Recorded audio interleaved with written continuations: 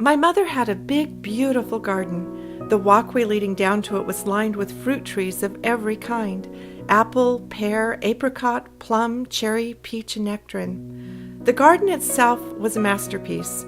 Every vegetable you can imagine, with strawberries growing in carefully painted boxes, and the whole garden was bordered by a massive row of raspberries.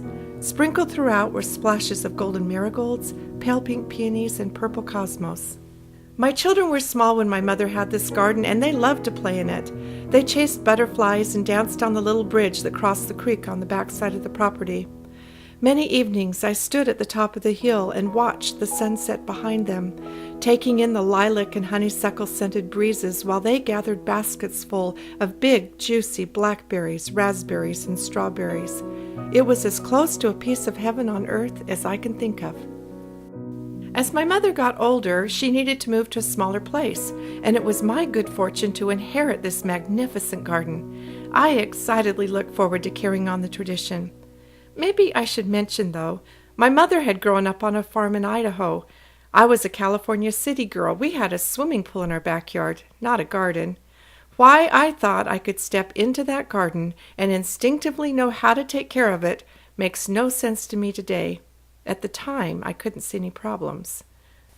That first spring, my husband and I eagerly picked out the packets of seeds and took our kids down to the garden to plant them.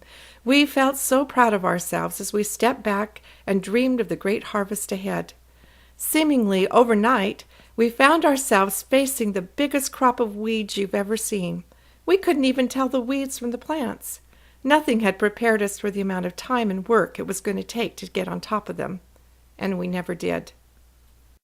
As the season wore on, I noticed the leaves on the raspberry plants were starting to curl and wither, and then the plants started to die. We cut them all down, hoping they'd grow back the next spring. They didn't. The strawberries stopped producing fruit. The apples had worms in them, and our entire cherry crop was carried away by the birds, who mockingly spit the pits back at us. Realizing we had overestimated ourselves, the next year we decided to focus on one crop. So we went out and bought every variety of tomato plant we could find, 72 plants in all. We watered them and weeded them and caged them, and then one glorious day we had a bonanza harvest of tomatoes. We picked boxes and boxes of them. We gave them to our neighbors and our friends. We had tomatoes with every meal. We made salsa and spaghetti sauce, and still we found ourselves with boxes and boxes of tomatoes rotting in our patio. After a while, there was nothing we could do but take them out in the field and dump them. Now I'm sure you're thinking what a dope I was. Why on earth did I not can them? The simple fact was, I didn't know how. The next year we planted 2 zucchini plants, and then after that it was just easier and cheaper to buy all our produce at the store. Within a few short seasons, my mother's beautiful garden was overrun and choked with weeds. I had completely ruined it. Certainly not out of willfulness or laziness, but out of sheer ignorance. Now, no one would ever say the garden had failed. Clearly, the fault was with the hands to which the garden had been entrusted. I simply had no clue how to take care of it or how to make good use of the fruits of that labor. There are those today who say our Garden of Liberty has failed, that the American experiment in self-government doesn't work. They even go so far as to say that our sweet land of liberty never even existed. These enlightened ones tell us there's nothing left to do but plow under the garden and pour a nice slab of cement over it and plant a Walmart on top, because as we all know, you can get everything you need at Walmart. But I can tell you from my own experience that even though the strawberries I buy at Walmart may provide all the nutritional requirements my body needs to survive, I have never tasted a strawberry from Walmart that came anywhere close to tasting as sweet as the strawberries from my mother's garden, and I, for one, am not ready to settle. And so I've been doing what I should have done with my mother's garden. I've spent the last several years digging up and brushing off the gardener's manuals. Fortunately for us, those who gave us our republic left us with detailed notes and advice. They told us what pests and bugs to be on guard against. They described the symptoms of disease and how to treat it before it caused too much damage. What I noticed most in their writings was their focus on soil preparation. They knew the secret behind the miracle of America had everything to do with the hearts and character of her citizens. Without adequate soil preparation, the garden wouldn't grow. And so one of their first orders of business was to establish common schools for the purpose of training up the next generation of gardeners for the republic they had labored so hard to establish. I've read the school laws and statutes of many of those early schools. Their national standards looked a bit different than ours. Their instructional focus was on, quote, principles of piety, justice, and a sacred regard to truth, love to their country, humanity and universal benevolence, sobriety, industry and frugality, chastity, moderation and temperance, and those other virtues which are the ornament of human society and the basis upon which a republican constitution is founded.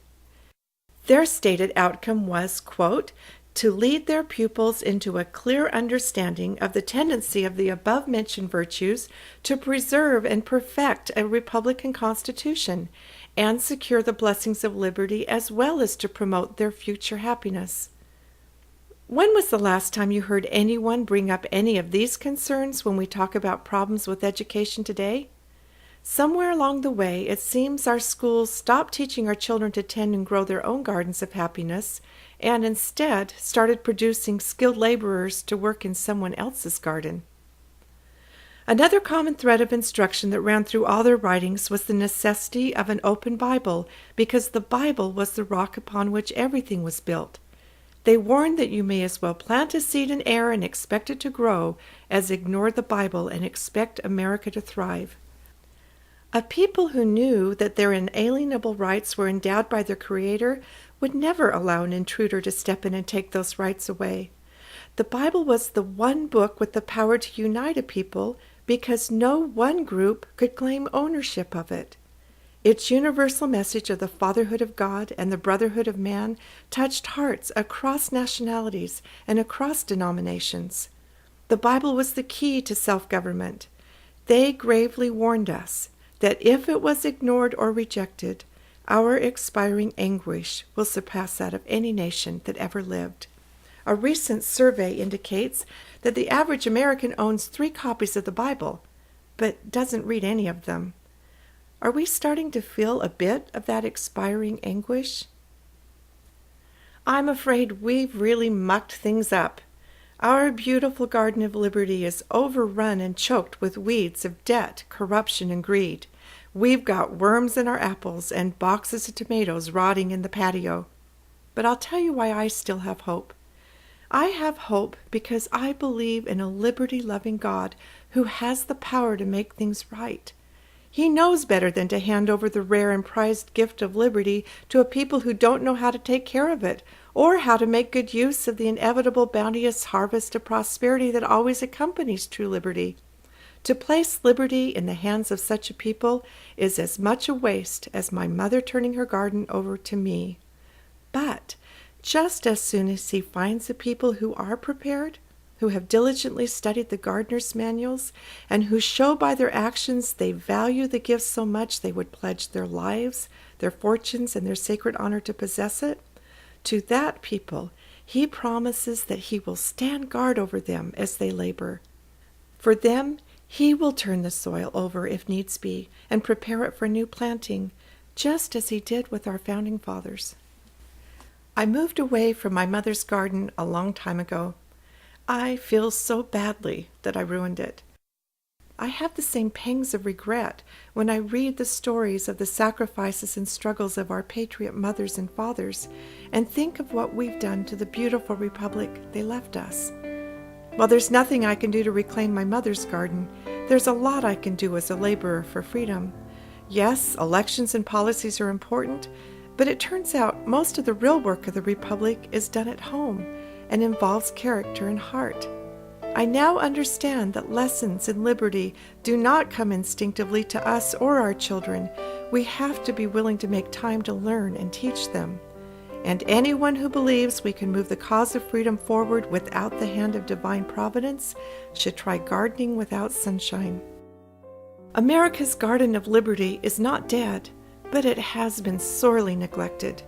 We are at risk of losing it altogether. I believe it's worth every effort to reclaim and restore it for our children and our children's children. Do you?